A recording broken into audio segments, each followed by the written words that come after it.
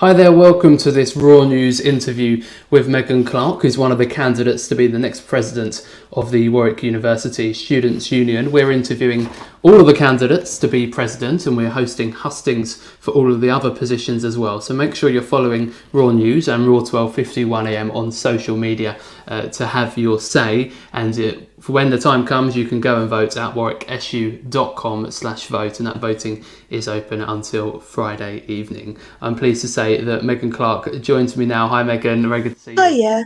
Hi, good to see you, Johnny. So here we are in election week. Obviously it's all operating online, and this is really your platform, Megan, to tell us a bit about your policies and to have that conversation. Tell me why you decided to stand for office this year. Yeah, so obviously I have been an officer this year. I've been education officer and deputy president. And in that role, I've kind of seen firsthand, especially like this academic year, how students have been left behind by both like our university and like wider the national government on like the lack of news on tuition fee refunds, lack of news on rent refunds, lack of news on like safety nets and academic support and mental health support. So I just felt that I needed to continue fighting for students, and running for president was the way to do that. We come to university for our education. We don't come to university to get exploited for the money we're paying in tuition fees and rent. So they're the main issues I want to be fighting on next academic year if I'm successful. And what makes you the right person to be the next president? I mean, I think I've gained a wealth of experience from being in the role this year. I've been working closely with the current rent strike organisers, the last rent strike organisers, liberation societies, and I want to be their voice in the SU. I want to ensure that the SU stands up for them, negotiates with the uni on their behalf, and where possible ensures that they have the opportunity to speak to the university themselves and not just have the SU between all these different groups of students who want and need change. So that's what makes me the right person to be president.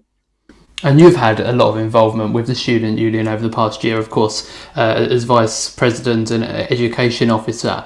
Let's talk a little bit about improving the SU. What would be the sort of key thing within the students union that you'd like to change and to improve? Yeah, I think one of my key manifesto points actually is around SU transparency and accountability. I think especially this year, we're seeing how not a lot of students know what's going on with the elections, know what the elections are for, know what positions they're for. And obviously that is sort of because we haven't been physically on campus and physically in the area with all of the cardboard. But making sure that sabbatical officers, if possible, can hold in-person office hours, making sure that student council is more widely accessible, making sure minutes are more widely accessible, and also like fighting in all the institutions on campus, whether that's the SU or the university, the institutional racism we see, the institutional sexism we see, the institutional homophobia we see. I want to make sure that the SU is accessible to all students. So yeah, that's what I'll be doing going forward. So that's the SU. What about making campus more accessible, more inclusive to all students? How would you aim to do that? I think there have been some great improvements as a result of COVID this year. Obviously, we finally got universal lecture capture. We've got open book exams, which are obviously more accessible for a huge amount of students. So I will be fighting for keeping those improvements and making sure that we do not lose that when we return to in-person teaching, hopefully next academic year. I don't think anyone who has done an exam in the panorama room of the Roots building with 200 students wants to go back to having to memorise through notes. It's just not an effective way of judging the attainment of most students. So making sure that those improvements are not lost, and that for students who want to continue to learn online for whatever reason can do that. And of course, COVID has affected everything over the past year. And at university, many people at the moment are either at home or studying remotely from their university accommodation. In terms of looking ahead to post COVID or COVID improving, in your view, when should university students be back in the classroom? Is it term 3 this year? Is it term 1 next year? And how should we be doing that to make sure it's safe? I mean, I think that really depends on where government restrictions end up over the next few months. So I don't think I can personally put on a date on when we go back. We don't know what the case rate is going to be doing over the next few months. I mean, we're still at about 10,000 cases a day at the minute.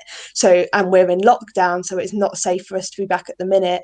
But if there is that opportunity in term 3 with a lot more of the population vaccinated, I think we do deserve that time on campus, if at all possible, to have some in-person teaching and to have some in-person socialising, whatever form that can take. So yeah, and also making sure that any return to campus is effectively communicated to students, so it's not just a last minute email saying, oh, back on campus next week, because that's not accessible either.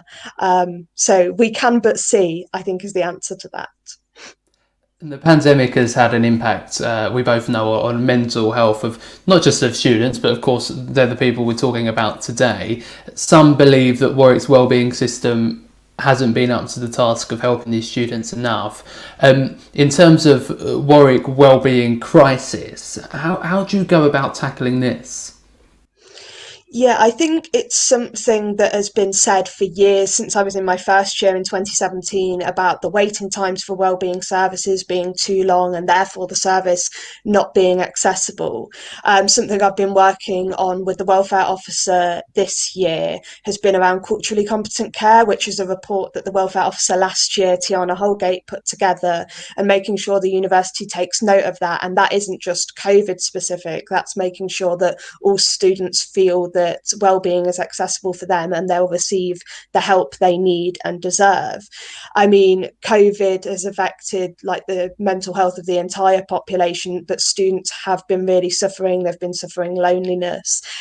We need to fight this. We need to ensure that well-being is accessible for all, that waiting times are much shorter than they currently are.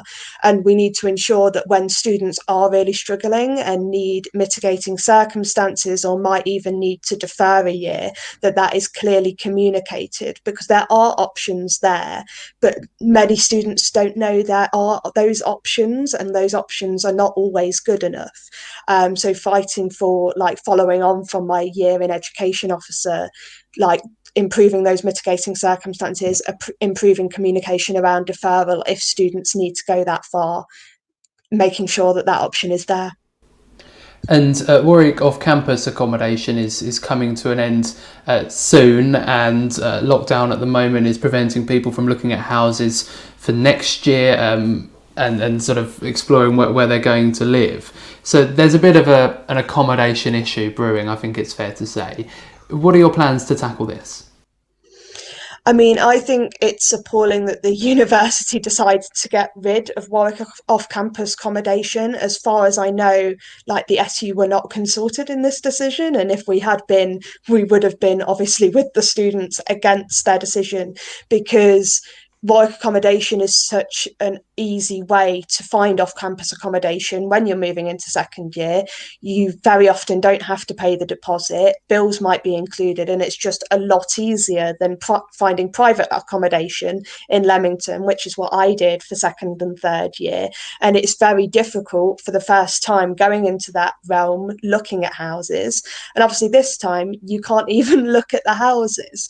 The SU ran a housing day back in late January, which was led by our welfare officer, which was well attended. I'll be looking to hold more of those, because what little, like, obviously we are limited to online, and doing the most we can in that sphere is hugely important. And I hope you excuse us sort of rattling through the policies, but All right. we need to see your positions on these things. Let's talk a little bit about something which certainly has been a big issue throughout my time at university, and it's sexual violence at Warwick. And very often the university has been making the headlines for the wrong reasons, and I know there's a lot of talk about that over the past couple of weeks as well. So in terms of improving the SU's response to incidents of sexual violence, over the past year there have been many criticisms and petitions and things aimed at the Students' Union.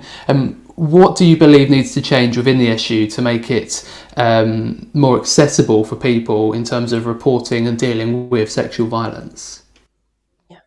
So obviously towards, I think, the end of last term, there were a couple of motions that passed into SU policy around putting more resource into fighting sexual violence on campus. And those things are happening as we speak. We're helping the university to communicate the reporting service, report and support. And that is something I will continue to make sure is effectively communicated to students, because when a student does suffer any form of sexual violence, they need that support. And if they choose to, they have the opportunity to report. But on top of that, we need to be lobbying the university to make sure that there's more preventative measures in place.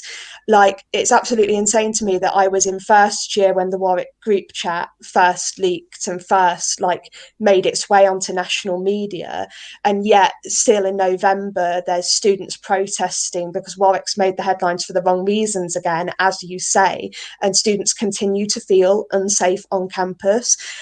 So we need to be doing more active bystander training. We need for it to be compulsory, and we need to increase the confidence of students to call out unacceptable behaviour and recognise unacceptable behaviour in themselves.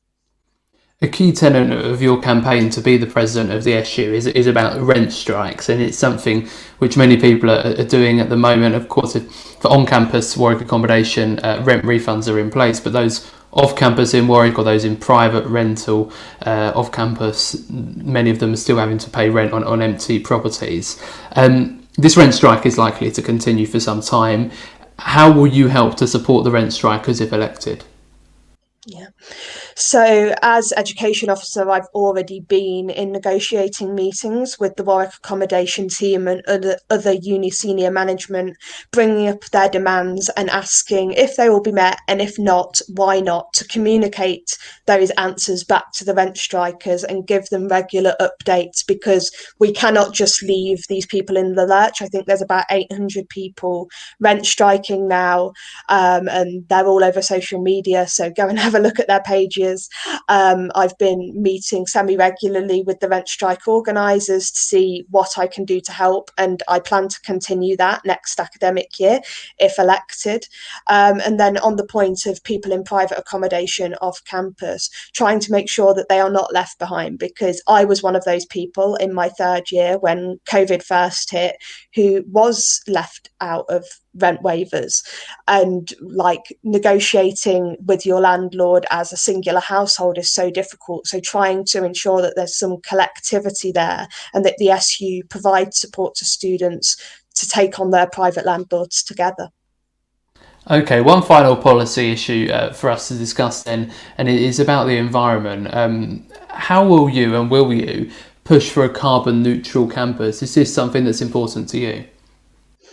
Yeah, so this was actually something that was on my manifesto last year as well, making sure that campus is carbon neutral by 2030, and ensuring that any new buildings that are being built, which is constantly on our campus, continue to be carbon neutral. And something that's on my manifesto this year is about working with the curriculum review with the uni, about making sure climate education is centred on all courses, raising awareness of the issue, and raising awareness around campus of that. So yes, I will be fighting for a carbon neutral campus, and hopefully I'll be on more relevant committees as president than I have been as education officer. Okay, so there we are. There's the serious policies to work through, but one more important question. In normal times, when you can go to Bread Oven and you can go there for your lunch, what do you order? It's a barbecue chicken and cheese. I got it almost every day last year's elections. And what sort of bread are we going for? Just the standard white bread. Some people might say it's unhealthy, but oh well. Well, we all long to go back there and go for lunch at some point. Great to talk to you, Megan. Thanks very Great to much. talk Best to of you. luck with the campaign. Thank you. Bye-bye. That's Megan Clarke, who's standing to be the next president of the Warwick University Students' Union. Voting is open. It's open until Friday at 7 p.m, and you can vote at warwicksu.com/vote. And once you've done that, take part in the Raw News exit poll so we can help work out who's going to be the next president, and of course all the other positions. You can find the link to that in the description to this video and all over our Facebook and social media. Thanks very much, and we'll see you very soon. Across campus, online and on 12:51 AM. This is your student radio station.